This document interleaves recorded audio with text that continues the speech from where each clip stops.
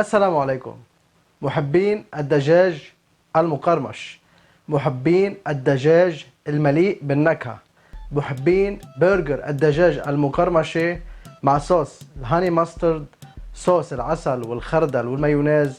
في طريقة رح دلكن عليها لنعمل دجاج مليء بالنكهة، مستوي، مقرمش، رائع وشي شهي جدا، وأيضا رطب من الداخل ومقرمش من الخارج. مشاهدينا الأعزاء، تابعوا معي هيدي الوصفة لتعملوا أطيب ساندويتش دقتوه وأطيب أيضا من المحلات.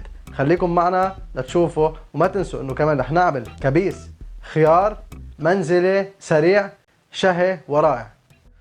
بداية مثل ما عم بتشوفوا عندي أفخاذ دجاج مسحبة من العظم ومنظفة ومنشال منها الجلد. رح نستعمل أفخاذ، فيكن تستعملوا صدورة. هلأ عندي وعاء عميق بدي أوضع بقلبه نص معلقة شاي من الفلفل الأبيض، نص ملعقة شاي من الكزبرة الجافة، نص ملعقة شاي من البابريكا اللي هي الفليفلة المجففة المطحونة. هون عم نستعمل هيدي بابريكا حلوة. رح نحط نص ملعقة شاي من الثوم البودرة، نص ملعقة شاي من البصل البودرة، ورشة فلفل أحمر حار حاد.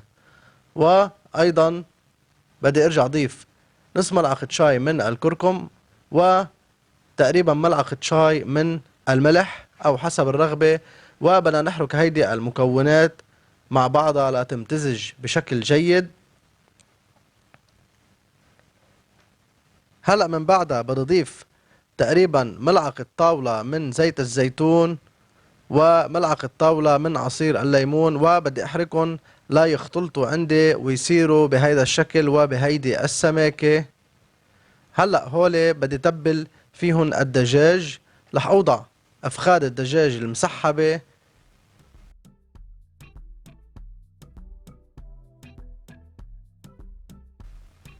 وأيضا بدي أرجع أخلط هيدا الدجاج مع هيدا الخليط الرائع. طبعا بدي أخلطهم بشكل جيد ليمتزجوا سويا وكل وحدة تاخد التتبيلة بشكل جيد.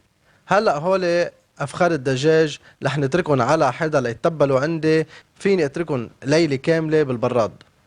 عندي هون وعاء لنعمل صلصة الهاني ماسترد. رح نحط هون ملعقتين طاولة من المايونيز، وملعقة طاولة من الخردل، وأيضا رح نرجع نضيف ملعقة طاولة من العسل. فينا نضيف العسل أكتر من هيك بشوي حسب الرغبة. رح نضيف نص ملعقة شاي من الخل الأبيض، وأيضا عندي نص ملعقة شاي من البابريكا الحلوة، وبدي رشة توم بودرة على الخفيف، وأيضا رشة فلفل أسود على الخفيف ليعطيها نكهة. وهلأ كمان بدي أحركهم لتكون عندي صلصة الهاني ماسترد جاهزة ولذيذة جدا. طبعا مع البطاطا المقلية الولجز أو الكريسبي والدجاج. كتير طيبة هيدي الصوص. هيدي الصوص صار عندي جاهزة.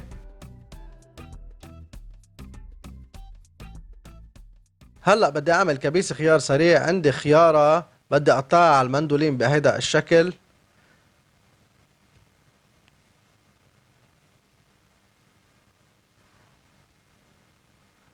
هلأ صارت عندي الخيارة مقطعة وجاهزة مثل ما عم تشوفوا.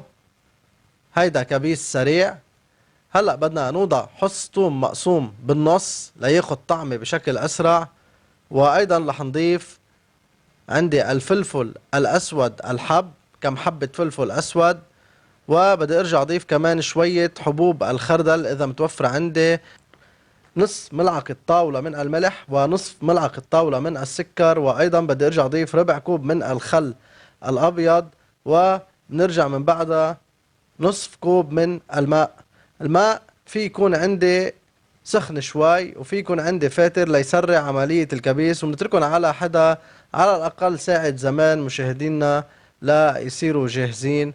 وفينا نحطهم بمرطبين بضاينوا عندي تقريبا شي يومين لأنه هيدا كبيس سريع وبيكون عندي جاهز. هلأ هون من بعد ما انتقع عند الخليط لحط بيضة. البيضة مهمة جدا ما في استغني عنها لأنه بتساعد على التصاق المزيج ببعضه والقشرة ما بتقبع عندي وبتقرمش أكتر. إذا استغنيتوا عن البيضة وضفتوا محلها ربع كوب من الحليب، احتمال يصير إنه القشرة تقبع عن الخليط. هلأ بدي أضيف ملعقة طاولة من بيكنج باودر، وأيضا ملعقتين طاولة من النشاء، وأيضا ربع كوب من الطحين متعدد الاستعمالات. إذا كانت البيضة عندي صغيرة قد يصبح عندي هيدا الخليط سميك شوي، فيفضل استعمال بيضة حجم كبير. وإذا طلع عندي الخليط أسمك من هيك، ممكن إضافة زيادة من الحليب السائل لرخيه، ولكن مش أكتر من هيك، لازم يكون مثل ما عم تشوفوا عندي بالفيديو. هلأ عندي طحين بدون أي إضافات. بدلت هيدا الدجاج بشكل جيد وقلبه بدون ما كبسه، يعني بقلبه تقليب فقط. ليش هيدي العملية؟ هيدي العملية بتسمح انه الدجاج ياخد عندي شكل مزخرف من الخارج. طبعا في استعمل ايدي واقلب هيدا الدجاج مثل ما عم تشوفوا عندي هلأ كيف رح يكون الدجاج. هيدا بيعطي شكل مزخرف، هيدا التقليب بهيدا الشكل. ورح ادلكن على شغلة كمان بتساعد الناس اللي عندهم مشكلة باستواء الدجاج، انه من بعد ما لته بالطحين بدي اعمل فيه تجريحات بهيدا الشكل بسكين رفيع. بعمل هيدي الخطوة بعد الطحين، لانه اذا عملتها قبل الطحين هيدا بيسمح انه يصير في الطحين بداخل الدجاج وبيعطي شكل عجائن، وانا ما بدي هيدا. بقلي هيدا الدجاج على حرارة متوسطة الى اقل بشوية، تقريبا لمدة 10 دقائق، وبيكون عندي بهيدا الشكل جاهز ورائع. طبعا رح نقدمه، رح نعمل فيه اطيب برجر من كريسبي الدجاج او الدجاج المقرمش. رح تشوفوه عندي هلا، رح اترككم وان شاء الله تكون نالت اعجابكم. ملاحظة انه هيدا الدجاج فينا نستعمله لاي ساندويش بدنا اياه، او ناكله حتى بدون برجر. والف صحة.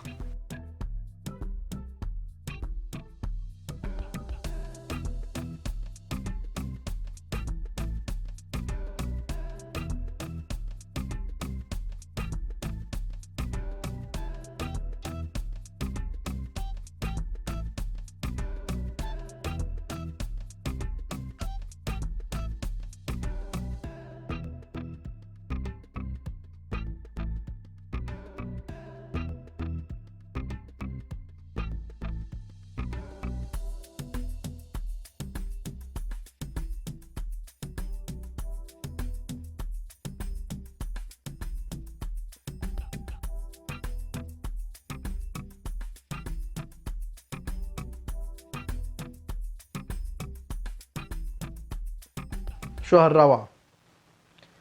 يعني ساندويش فخم، ساندويش ولا اروع. بسم الله، كيف بدنا ندوقك؟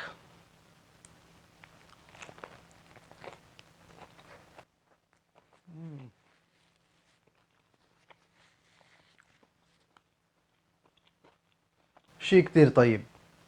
عجينة الدجاج من الخارج رقيقة، منا هيك قوية او بتكسر السنان. يعني هاي الطريقة اللي حبيت دلكن عليها، عن جد بتعطي قشرة رقيقة ومقرمشة.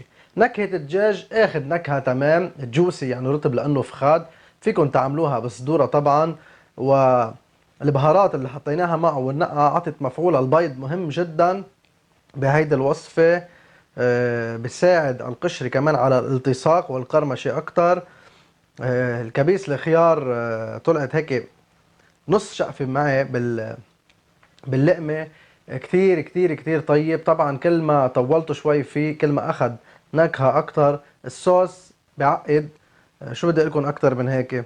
جربوها مشاهدينا الاعزاء، وكونوا انتو الشافية بمطبخ بيتكم. واللي بدي لكم اياه الى اللقاء، الى حلقة مقبلة بعد مرة هيك، لانه في ناس قالوا لي نحن بنترك يا شيف لاخر الحلقة للذوق. بكل الاحوال رح نرد على الناس اللي بتنطرنا لاخر الحلقة.